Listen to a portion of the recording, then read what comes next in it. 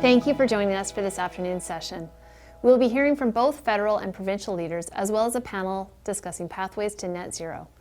It is now my pleasure to welcome Rio Chinto to welcome our afternoon keynote speaker. On behalf of Rio Chinto, the patron sponsor of the first Virtual Natural Resource Forum, it's my pleasure to introduce your final keynote speaker. Just before I provide the introduction, let me take this opportunity to congratulate the organizers of the forum, the numerous sponsors, all the keynote speakers and panelists, and specifically all the participants who, through difficult and unique challenges, contributed to making this virtual forum a grand success. Rio Chinto is proud to be a patron sponsor of this forum, so thank you and congratulations.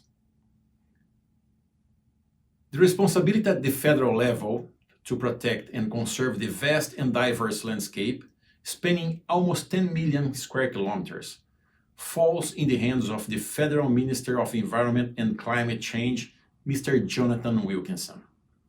Mr. Wilkinson was born in the province of Saskatchewan. He spent more than 20 years in the private sector, holding leadership positions with a number of companies dedicated to the development of green technologies. Mr. Wilkinson is a Rhodes Scholar with a background in public policy and has served on several industry and charitable boards, which is a testimony to his commitment to a better society. The minister calls British Columbia home, and for that reason, British Columbia can take comfort in the knowledge that our interest is well understood and appreciated in the nation's capital. And with this, I invite Minister Wilkinson to address this year's Natural Resource Forum. Certainly, it will still be a while before we can start a conversation in any other way than to note what an extraordinary and certainly incredibly challenging year that we have had. Ce n'est pas de sitôt que nous commencerons une conversation sans mentionner à quel point l'année que nous venons de vivre était exceptionnelle et fort difficile. Providing Canadians with urgently needed support through COVID-19 has rightly been an all-consuming focus for governments, for businesses, for workers, and indeed for all Canadians. However, we all know that pre-pandemic challenges will still be with us in the post-pandemic world, and none more so than the increasingly urgent challenges of climate change and the rapid loss of biodiversity in this world. The question before us is a pretty fundamental one. What will our legacy be for the generations that follow us? And as is sometimes said in Indigenous cultures, are we good ancestors? How will our ancestors and history judge how we responded to the existential threat that is climate change, which began to approach crisis proportions on our watch? And will history find that we wisely and effectively seized the opportunities presented by those challenges? Because yes, there certainly are opportunities to build our economies and communities back better in a manner that is more resilient, more sustainable, and more prosperous.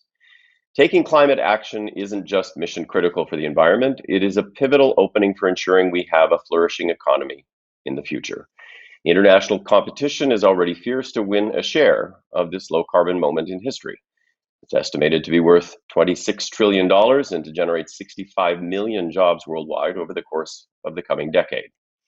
We have already seen very intense activity in this arena from Europe, from China, and now from the Biden administration, which is charting a course to position the world's largest economy as a clean energy, clean technology, low carbon leader. Countries certainly must be allied in the fight against climate change because, of course, climate change knows no geographic boundaries. But we are also going to be competitors in the race to seize the opportunities that are presented by a low carbon economy. Les Canadiens sont clairs à ce sujet. Ils ne veulent pas que notre pays soit laissé pour compte dans ce secteur.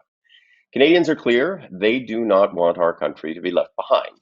Canadians are expecting their governments and their businesses to help propel change through thoughtful policies that facilitate the economic transition, that promote agility and innovation, and that put effectively Canada's best game on the ice.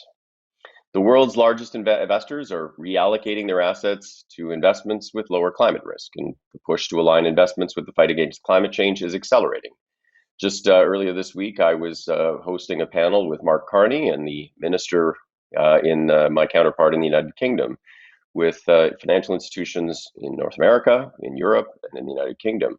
And I will tell you that the pace at which the financial community is accelerating in terms of the focus on climate, the focus on emissions reductions, the focus on sustainability, and the focus on net zero is quite dramatic. For industry, this shift makes carbon emissions reductions an economic imperative as well as an environmental necessity. British Columbia is extremely well positioned to be an investment destination of choice for low carbon solutions. As a low carbon producer of high quality natural resource, energy, and other products that the world wants and that the world increasingly needs.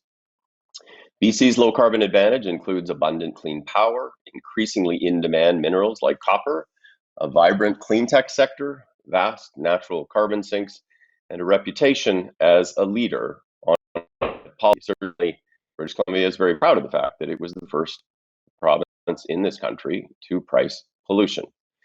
Moreover, BC is home to a vibrant and engaged business sector. Certainly, the Business Council of British Columbia, their LowCarbon Advantage plan is an excellent case in point. To quote from the preface of the plan, quote, post-pandemic economic can be done in a way that allows for BC to be positioned globally as both a low-carbon producer of high-quality natural resources and energy products, and one that supports job growth, innovation, and recovery here at home. Our government is committed to supporting the manufacturing, natural resource, and energy sectors as they become competitive leaders in the low-carbon future, sustaining and creating good-paying and long-lasting jobs.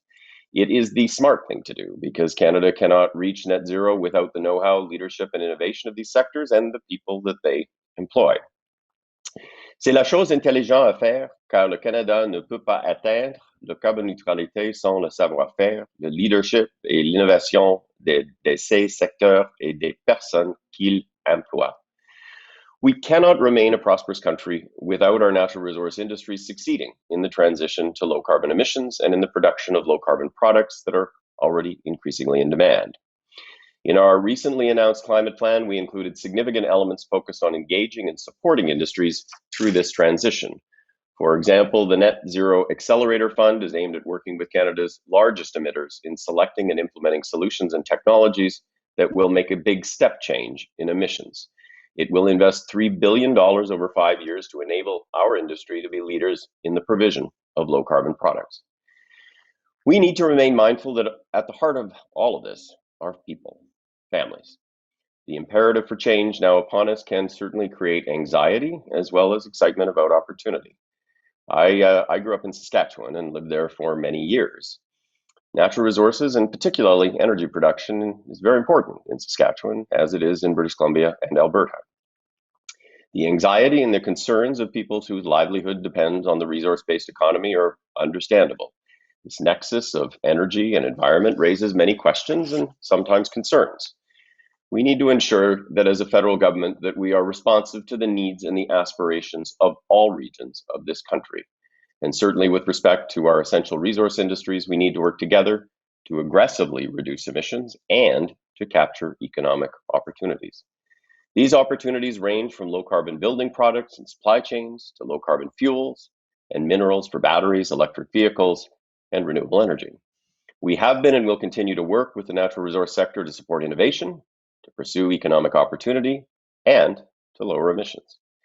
Canadians understand that the imperative for urgent climate action, and they certainly and rightly expect their governments will be at the forefront, energizing dialogue and action. 5 years ago, this government worked with provinces and territories and Canadians across the country to develop the Pan-Canadian Framework on Clean Growth and Climate Change, the first real climate plan this country had ever had, with over 50 measures and an investment of $60 billion. In that plan, we put a price on pollution across this country because it should not be free to pollute, and made significant changes with respect to accelerating the phase out of coal, regulating methane emissions, investing in infrastructure for zero emission vehicles, and a whole range of other things. In 2020, just in December of last year, we reinforced our climate commitment through the Strengthened Climate Plan. With this detailed blueprint, Canada will not just meet, but will exceed our 2030 Paris Agreement targets, as countries around the world must do. Even if we achieve all of the targets that were established under Paris, we are heading towards a 3.7 degree rise in global average temperature, which would be catastrophic. We all must do more. We all must raise our level of ambition. Our plan also establishes the building blocks to achieve net zero by 2050, but does so in a way that will create prosperous and sustainable communities in every region of this country. The plan includes $15 billion in additional investments to help us get there and to create jobs and economic growth. Just a few examples: there is funding for energy upgrades of our homes, our community buildings, and our commercial facilities, for installing hundreds of new electric vehicle charging infrastructure stations and advancing the rebate program for zero-emission vehicles, for the purchase of electric transit and school buses that will be manufactured here in Canada, and for the natural climate solution of planting 2 billion trees over the next 10 years. There is $1.5 billion to support the development and production of low-carbon fuels, such as hydrogen and biofuels, through the Low Carbon Fuels Fund, and support for clean technology in our agriculture sector. Beyond the Strengthened Climate Plan, we introduced legislation to make Canada's commitment to a net zero carbon emissions future by 2050 legally binding for all future governments. Taken together, our actions on climate are not simply an environmental plan, they constitute a blueprint for the 21st century Canada that is resilient and prosperous. In closing, gatherings like this play an essential role in providing innovation launchpads and accelerators, and for the forging of strategic partnerships between businesses and governments. I look forward to strengthening existing partnerships and to building new partnerships with those taking part in this virtual forum as we move forward together. Je me réjouis à l'idée de renforcer les partenariats existants et d'en établir de nouveaux avec les intervenants participants à ce forum virtuel, alors que nous progressons tous ensemble. Canada's low-carbon opportunities place within our grasp the potential that the rest of the world aspires to.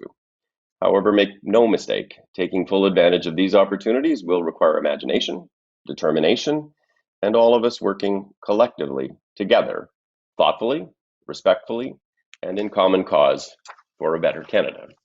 Thank you very, very much for the opportunity to speak to you today, and I certainly hope you enjoy the rest of what looks to be a very interesting series of conversations.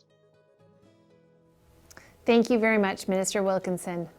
Well, that includes our afternoon keynote address. Please return to the agenda and select the next session to view the live stream presentation.